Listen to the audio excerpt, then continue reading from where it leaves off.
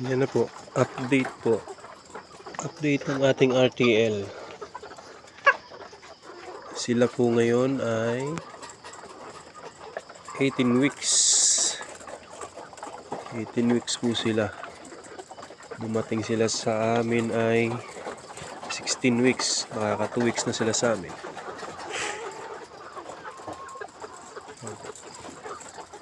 Sa umaga po, ang ginagawa ko lang ay ililinisan ko itong mga pakainan nila.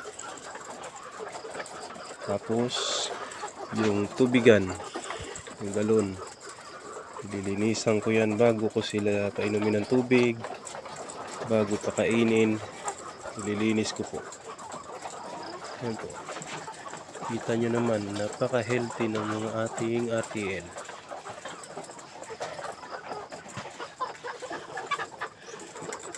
Para kahit paano maayos sila. Yan po. Okay naman sila. Pula na rin ang mga muka.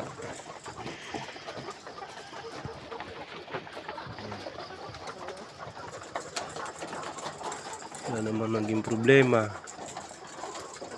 Sa awa ng Diyos, wala pang namamatay kahit isa. Ito po sila ay 200 heads. 200 heads po ito.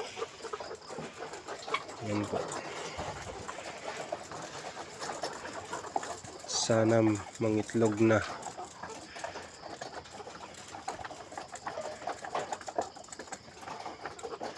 Yan po.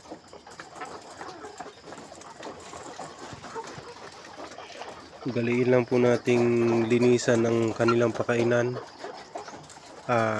tubigan, para sigurado tayong malinis lagi ang mainom nilang tubig at saka makakain nilang pagkain.